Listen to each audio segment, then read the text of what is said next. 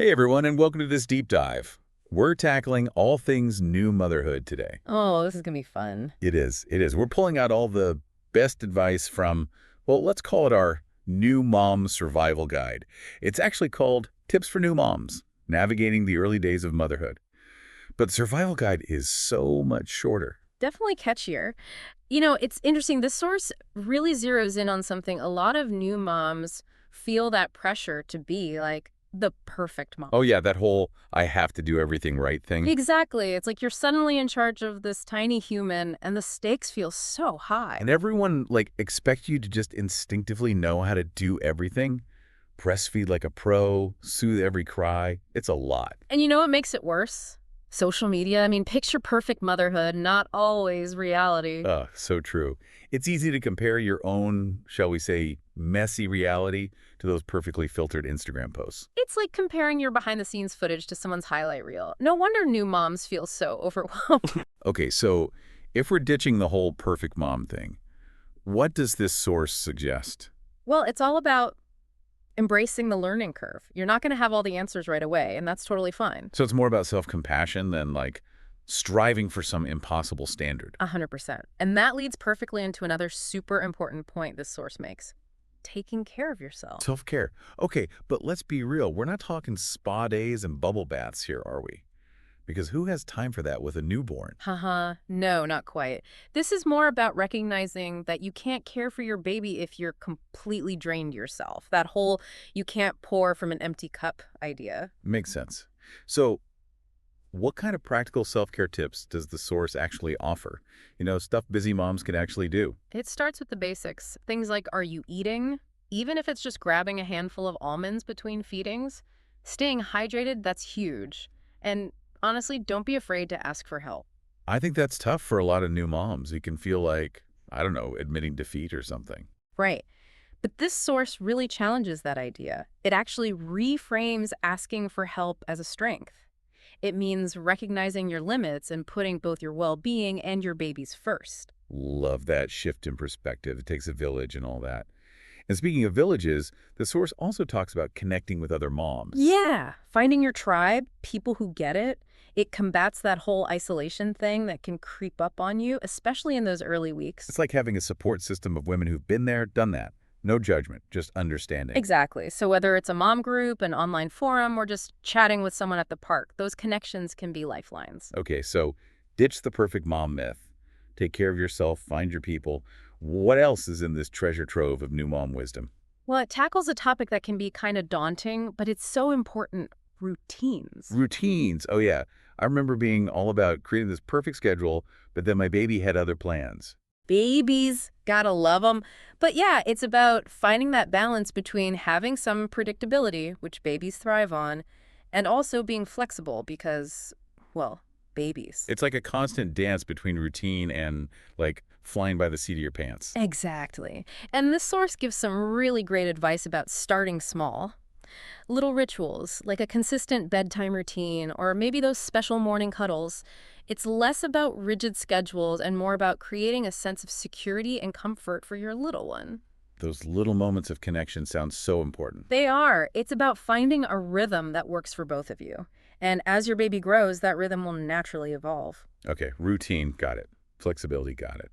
But what about something that I think is a struggle for pretty much every new mom, the comparison trap? Oh yeah, the comparison trap. It's everywhere, isn't it? Especially with social media. It's easy to get caught up in comparing your baby's milestones to others. And can make you feel like you're not doing enough or your baby isn't doing enough, when in reality it's all just a big spectrum. This source says it perfectly. Milestones are not a measure of good parenting. Every baby develops at their own pace. So true. And focusing on your baby's individual journey instead of some external timeline is so much more freeing. Right. It's about celebrating those unique moments of development, no matter how big or small. Okay, we've talked about ditching a perfect mom myth, prioritizing self-care, finding your support system, and navigating that whole routine versus flexibility thing. Hmm. What else do we need to cover in our new mom survival guide? Well, let's talk about something that can be, well, a bit of a minefield for some new moms: Feeding. Ah, yes, feeding. Yep. So much pressure around whether you're breastfeeding or formula feeding. And sometimes it can feel like everyone has an opinion on what's best. But you know what? This source has a fantastic message. Fed is best. Love that. Simple and to the point. So it's not about judging yourself or others based on how you choose to nourish your baby. It's about making sure they're getting what they need, however that looks for you. Exactly. And again, it comes back to trusting your instincts. You know your baby best. But, of course, if you're struggling, there are resources available. The source mentions lactation consultants for those who might be having trouble breastfeeding. So support is out there if you need it.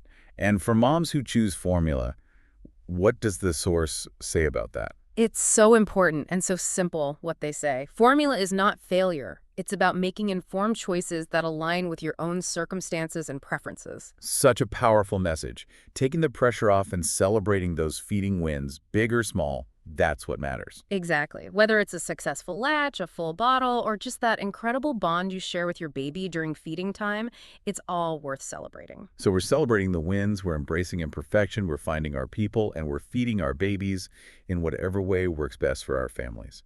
What else have we got? Well, let's tackle another biggie, sleep. Or, as is often the case for new moms, lack thereof. Oh yes, sleep deprivation. It's practically a badge of honor in those early days, isn't it? But I do remember wishing I had some magical solution for getting my little one and myself more sleep. Well, this source doesn't promise miracles, but it does offer some practical strategies for encouraging those precious zzz. One key thing is establishing a soothing bedtime routine. A routine. There's that word again. So even though babies are all about change, that consistency is still important, even for sleep. It is. Think of it as signaling to your baby that it's time to wind down. A warm bath, a quiet story, a gentle lullaby, anything that helps create a calm and predictable pre-sleep atmosphere. Sounds lovely, actually. Makes me want to take a nap myself. Well, maybe after we finish recording. The source also mentions things like swaddling or using a sleep sack to help your baby feel secure and cozy. Makes sense. And what about sleep training? That was such a hot topic among my mom friends. Yeah. Everyone seemed to have a different opinion. This source doesn't advocate for any specific method. It really emphasizes patience and trusting your instincts. Longer stretches of sleep will come, eventually. So it's another one of those marathons, not sprints situations, like we talked about with so many other aspects of new motherhood. Exactly, it's a process. And speaking of processes, let's shift gears for a moment and talk about another relationship that needs nurturing during this time, your partnership. Oh, so important. It's easy to get so wrapped up in babyland that you forget about your partner. It's true, and that's why this source emphasizes making time for each other, even if it's just a quick check-in at the end of the day. Little moments of connection go a long way, right? Absolutely. It could be as simple as sharing a cup of tea while the baby naps or giving each other a quick shoulder rub. It's about remembering you're in this together. Teamwork makes the dream work, right? Now, speaking of taking care of yourselves as a couple, the source also has a great point about setting boundaries. Oh yeah, boundaries are essential, especially in those early days when everyone seems to have an opinion on how you should be parenting. It's true. Everyone becomes an expert overnight, it seems. And it can feel overwhelming having to filter through all that advice. And that's where this source's advice comes in. It encourages new moms to trust their instincts and set boundaries, politely but firmly, with anyone who might be overstepping. So basically, asserting your preferences and making it clear that you're the one calling the shots for your baby. Exactly. And sometimes setting boundaries also means saying no to commitments or social events that just feel too much. It's okay to prioritize rest and bonding time with your baby over social obligations. I love that. Giving yourself permission to do what feels right for you and your family. It's about self-care, really. And remember, part of having a strong support system is having people who respect your boundaries. Which brings us back to that village we were talking about. Those connections are so crucial for navigating this whole new world. They are. And like we mentioned earlier, connecting with other moms can be especially helpful. It's like having a built-in network of people who get it, without judgment. Exactly. Sharing experiences, advice, and even just those I've been there moments can make such a difference. This source even suggests checking out local parenting groups, attending baby classes, or connecting online through forums or social media groups. So many options. Right, let's move on to another topic that often comes with a lot of questions. Development. Ah, development. Watching your baby grow and learn is such a joy. But I know I also had moments of anxiety, wondering if my baby was on track with all those supposed milestones. Oh, the milestone charts. I remember those. It's so easy to get caught up in them and start comparing your baby's progress to others. Right. But this source reminds us that every baby develops at their own pace. Those milestones are just guidelines, not hard and fast rules. So again, it's about trusting your baby's individual journey and celebrating those unique milestones no matter how big or small. Exactly. Comparison really is the thief of joy, especially when it comes to your baby's development. Trust the process. Trust the process. Love that. Yeah. Now, shifting gears a little bit, this source also emphasizes something that, honestly, I think a lot of new moms forget about, and that's taking care of their own emotional well-being. Yes. Postpartum emotions can be a wild ride. Hormone shifts, sleep deprivation, the huge adjustment to motherhood, it can all take a toll on your mental health. It's like you're on this emotional roller coaster with all the highs and lows. And that's why this source emphasizes the importance of self-care and seeking professional support if you need it. Remember, asking for help is a sign of strength, not weakness. Exactly. And self-care doesn't have to be complicated or time-consuming. It could be just a few minutes to read a book, listen to music, or just breathe. Exactly. Even those small moments of self-care can make a huge difference in replenishing your energy and emotional reserves. And if those feelings of overwhelm, sadness, or anxiety linger, it's crucial to reach out to a therapist or counselor. Absolutely. It's about prioritizing your mental health, which benefits both you and your baby. We've covered so much. Ditching the perfect mom myth, self-care, finding your tribe, routines, boundaries, development, mental health.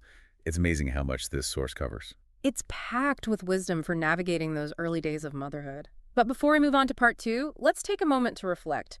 What piece of advice from today's discussion really stood out to you? What resonated the most? What are you thinking about taking away from this conversation? Hold on to those thoughts, and we'll be right back to dive even deeper in part 2. All right, welcome back to our New Mom Deep Dive. Round 2. We're ready to uncover even more gems from our Tips for New Moms source. And you know what's up next? Sleep training. Ooh, the big S word. I remember feeling so much pressure to get my baby sleeping through the night, but I also wanted to be responsive, not just leave them to cry it out. It's a tough one. So many strong opinions out there. But what I like about this source is it doesn't push any specific method. Thank goodness. So no judgment here, no matter what approach you choose. Exactly. It's more about helping your baby learn to self-soothe and creating a sleep environment that promotes good sleep. So less about rigid schedules and more about building those healthy sleep habits right from the start. Sounds good to me. Right. And while we're on the topic of healthy habits, let's talk nutrition. This source really emphasizes its importance for both mom and baby. Okay, but real talk for a second. Who has time to cook elaborate meals when you're running on fumes and baby brain? I practically lived on crackers and cheese for the first few weeks. I hear you. I think we've all been there. But even small changes can make a difference. The source talks about focusing on nutrient-dense foods. Think fruits, veggies, lean protein. Things that give you energy. But what if you can't even manage a proper meal? That's where those grab-and-go snacks come in handy. Nuts, yogurt, pre-cut veggies, keep them stashed everywhere. I love that. Strategically placed snacks. Okay, one more thing before we move on from nutrition. Water. Hydration is key, especially if you're breastfeeding. Absolutely. It's easy to forget about yourself when you're constantly focused on your little one, but staying hydrated makes a huge difference. Okay, switching gears for a sec. This source also talks about something that I personally found incredibly helpful. Baby wearing. Oh yeah, baby wearing. It's like having an extra set of hands. Seriously. I could get things done around the house, go for walks, all while my baby was snuggled up and happy. What are some of the benefits the source highlights? Tons. For babies, it can help regulate their temperature, improve sleep, even reduce crying. And for moms, well, it's all about that bonding, hands-free movement, even aiding in postpartum recovery. Sounds like a win-win. Yeah. But I remember being overwhelmed by all the different carriers. How do you even choose? That's where a baby-wearing consultant can be super helpful. They can help you find the right carrier for you and your baby and teach you how to use it safely. Safety first. Now let's move on to a topic that can be a little, touchy. Boundaries. Oh, boundaries. They are so important, especially during the postpartum period. It's like everyone suddenly becomes an expert on how you should be parenting, right? And all that unsolicited advice can get overwhelming. Exactly. That's where this source's advice is so valuable. It's all about trusting your gut and learning to politely but firmly set boundaries. So basically, you're saying it's okay to say no when you need to.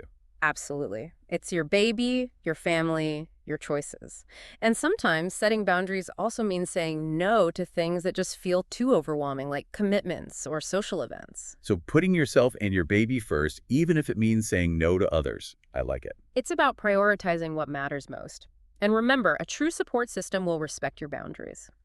And speaking of support, the source also talks about building that network of people you can rely on. It takes a village, right? Exactly. Whether it's family, friends, other moms, or a combination of all of the above, having people you can turn to for help, advice, or just a listening ear makes all the difference. And you know what can be super helpful for that? Connecting with other moms. It's like having a built-in support group of people who truly get what you're going through. This source has some great ideas for finding your mom tribe. Check out local parenting groups, attend baby classes, or connect with other moms online. There are so many options these days. So build your village, set those boundaries, take care of yourself. Yeah. What else do we need to cover? Let's talk development. Watching your baby grow and hit those milestones is so exciting. It is, but I also remember those moments of, like, is my baby doing this enough? Are they behind? The comparison game can be tough. Oh, the comparison trap strikes again. But this source offers a much-needed reminder. Every baby develops at their own pace. So true. Those milestone charts are just guidelines, not some strict rule book. Exactly. Focus on your baby's individual journey and celebrate their progress no matter how big or small. And if you have any concerns, always talk to your pediatrician. They're a great resource. Always good to have that expert guidance. Okay, we've talked about a lot of the practical stuff, but there's another side to this whole new mom thing that we need to address. Mental health. Yes. Postpartum emotions can be intense, to say the least. It's like a whole new level of emotional ups and downs. And that's totally normal. But this source emphasizes the importance of taking care of your emotional well-being. Self-care is crucial, and so is seeking professional support if you need it. And remember, asking for help is not a sign of weakness. It's actually a sign of strength. Absolutely. It's about recognizing when you need extra support and taking steps to get it.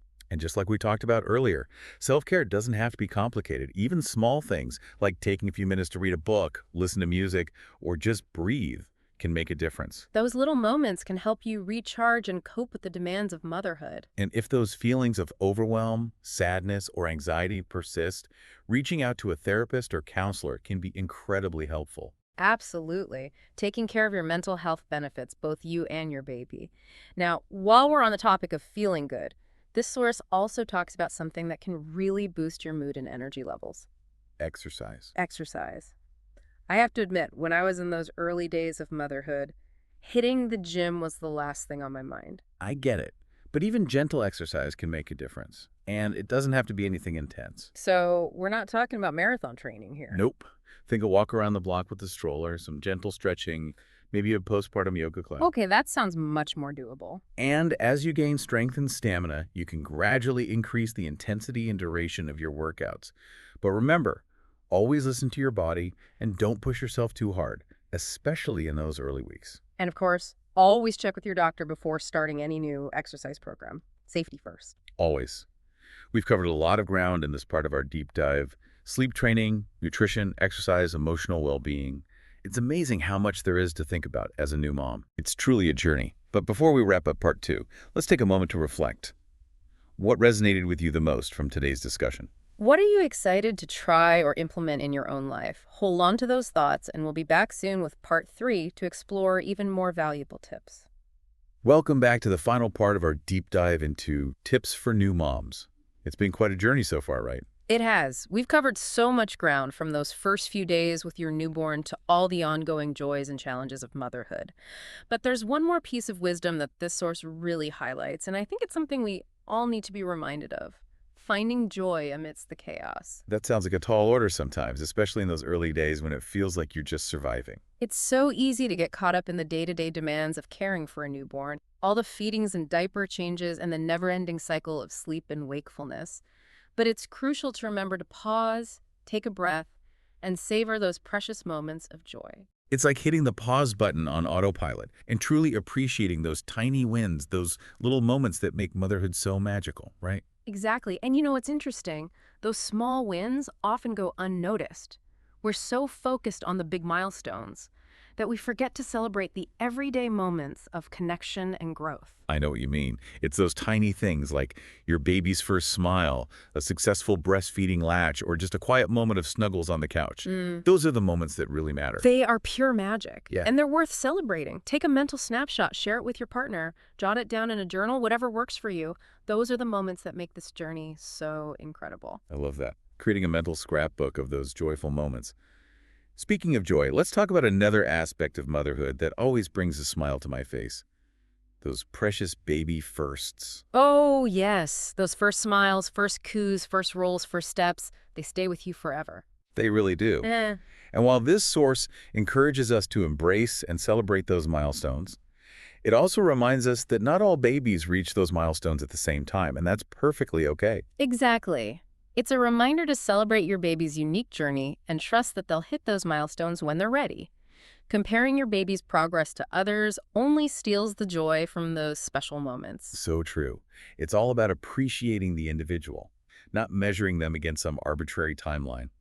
Now, there's one milestone that can be particularly challenging for many moms: returning to work. It's a huge transition. This source acknowledges all the mixed emotions that come with it: excitement about going back to a familiar routine, guilt about leaving your baby, the logistical challenges of finding childcare. It can be really overwhelming trying to juggle all those new roles and responsibilities. It is, but what's great about this source is it doesn't offer a one-size-fits-all solution.